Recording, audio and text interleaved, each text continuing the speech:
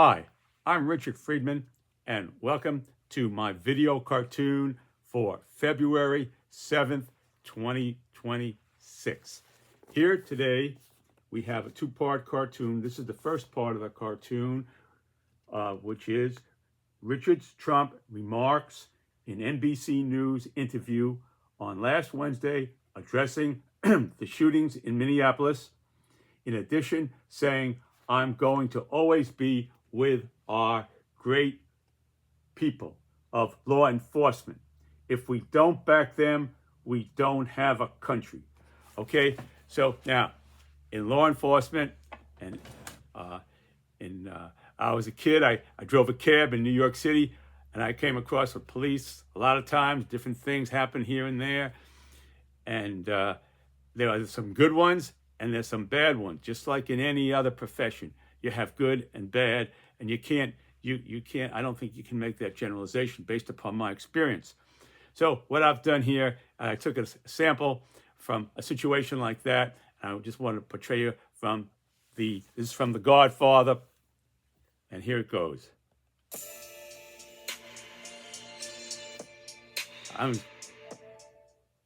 Here it goes.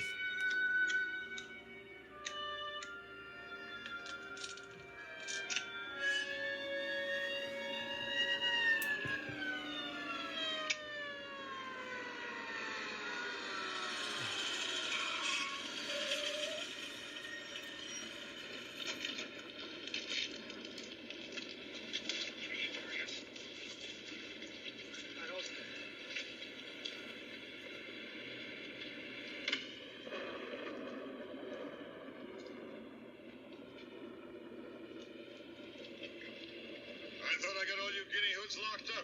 What the hell are you doing here? What happened to the men who were guarding my father, Captain? Why, you little punk. What the hell are you doing telling me my business? I pulled them guys off of here, huh? Now you get out of here and stay away from this hospital. I'm not moving until you put some guards around my father's room. Phil, take him in. Kid's clean, Captain. He's a war hero. He's never been... God damn it, I said take him in. What's the tech paying you to set up my father, Captain? Take a hold of him. Stand him up. Stand him up straight.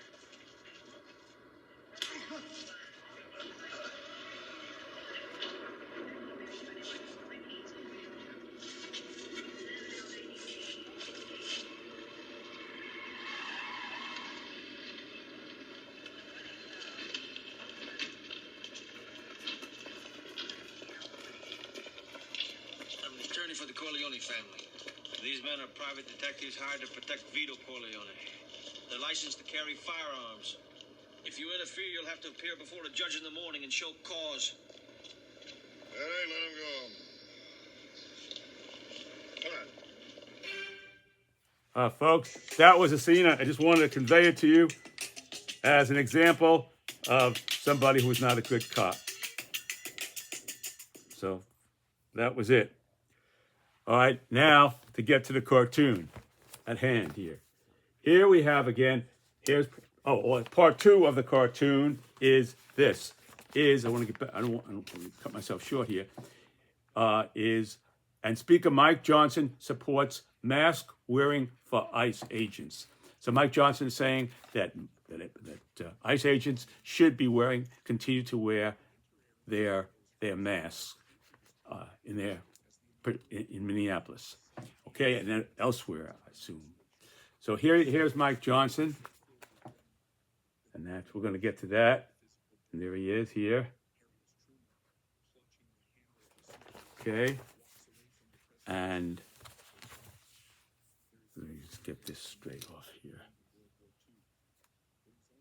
Okay. There. Okay, a little technical problem there. Okay, so that was Mike Johnson. Okay, here he was. Okay, now let's get back to the cartoon. First part, which is here, President Trump in the Oval Office. Here's his portrait of Ronald Reagan up there. There's the grandfather clock, and there's the garden out there, the door. And I try to get it as close as I could to the way it appeared. Okay, there it is. The Oval Office, President Trump being interviewed by NBC News there.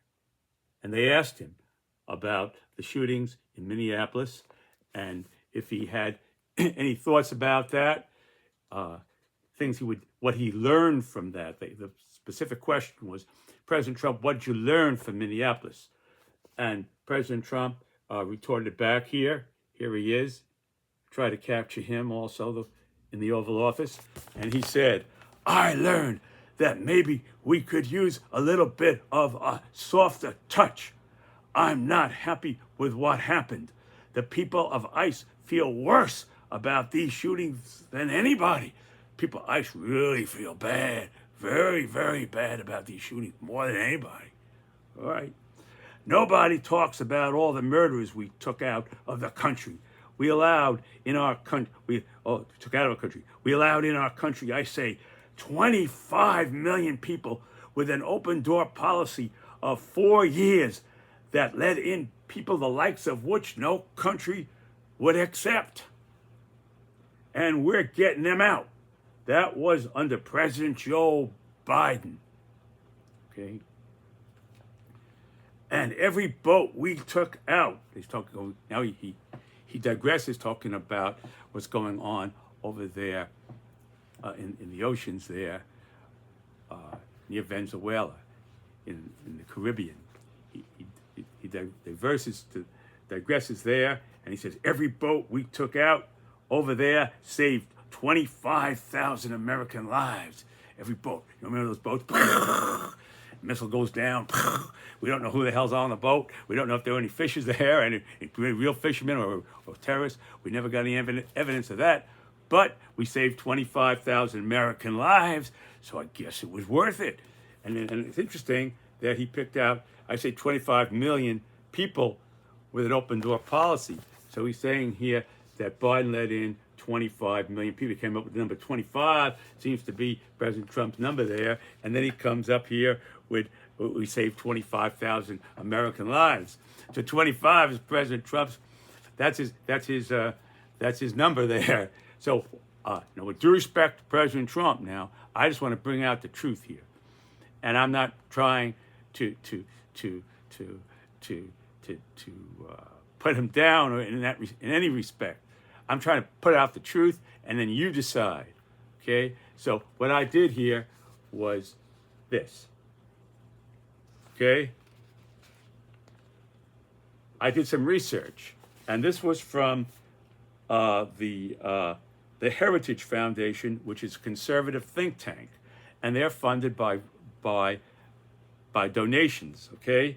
The Heritage Foundation is an American right-wing think tank that promotes conservative policies funded by supporters and not government funds. So they're right in President Trump's backyard there, in a way, that the Heritage Foundation. And they came out with this report. They testified before Congress here regarding President Biden's, how many people he left in. And the Biden administration has brought in an additional 6.7 million illegal aliens into the U.S. Okay? And then they say here, fiscal, economic, and social, here it is. Fiscal, I don't know if you can read that or not, so I'm going to read it to you. Fiscal, economic, and social consequences by the Heritage Foundation testimony before the Subcommittee on Oversight and Investigations, U.S. House Committee on Energy and Commerce, U.S. House of Representatives, January 17th, 2024. Okay? That was 2024. Okay? And that was when Biden was just this last year, and they did this, and they came out with that. And so nobody is saying here that what President Biden did was the right thing to do, letting in. But the idea is that President Trump could have researched it better and said he could have gone to this Heritage Foundation, or the record here of the testimony, and said, well, it was actually the amount, 6.7 million, and he testified before Congress. The Heritage Foundation did, and the ramifications of it, the fiscal, I mean the spending, economic, and social consequences of that. I'm sure there were tremendous consequences of that. That was a failure. There's no question about it. So, but the point here that I'm just saying here is President Trump could have done it even better. He could have said, look, that was on the Biden, it was 6.7 on his administration. And if you would have had, if Kamala Harris would have won, it could have been even more, triple than that. It could have been 50 million or something like that. He could have said that, but on the Biden it was 6.7. So he didn't have to just reach out for that number 25, is what it appears, in my opinion, that he did, because the Heritage Foundation, they testified under oath here to Congress, and that was the number they came up with, that the Biden let in 6.7 million illegal aliens. So you got the truth on your side, and it's a tremendous thing that he did for the country in terms of that. But then he went ahead 360 to 180 degree shift, and now we're taking people off the streets. We're people, innocent American citizens, and people who are hardworking people who may be illegal aliens, but they're not being given a fair trial or whatever. The question is, if you're an illegal alien, do you have a right to stay in America? Well, I think it should be on the basis of merit. If a person's been working here and then contributed to the country, I think they should be given a chance. If they've been involved in drugs or hijacking cars or anything like that, or stealing from banks or embezzlement or any kind of moral turpitude, then they should be sent home. I think we need to make of course, the guy. If a guy, it needs to be addressed very, very, very, very carefully, that kind of situation. But again, here is that the idea is that the truth was on President Trump's side here, in that if he would have just said 6.7 million, that's still plenty. 6.7 million, that's still plenty, and he could have gone with that. But he stuck to the 25. All right. I said it. That's my opinion. All right? Okay, here. So there you have it. Okay? And I don't know, the 25, and those, if we took out over there, he digressed. We weren't talking about the boats. We weren't talking about Venezuela. And he saved 25,000 American lives with every boat that they blew up. So, I mean, there you go. You take it out. You judge for yourself. And that's that. Okay, now here is Mike Johnson here. And Mike Johnson, question to House Speaker Mike Johnson. Mr. Speaker, why not have ICE agents wear name tags just like any other law enforcement instead of masks? So you see on the street, you have cops, police officers wearing their name tags and stuff. They always see them with their name tags, So why not have it like that with ICE? So his response, Johnson's response. Now, Mike Johnson is second in line to assume the presidency. If for some reason, God forbid, something when President Trump became incapacitated or something happened, then Vance would take over. If Vance, something, God forbid, would happen, then this man would become president of the United States. He'd be our president. He's in line. The Speaker of the House is in line for the presidency. Second in line, right after the vice president. So I think that's an important thing to bring out here. And there he is. And there would be that if that had that been there. I'm going to say I'm not going to go off of that. Still Speaker Johnson. Thank God for that in a way. Okay, Democrats who are, and this was word for word. I took this word for word.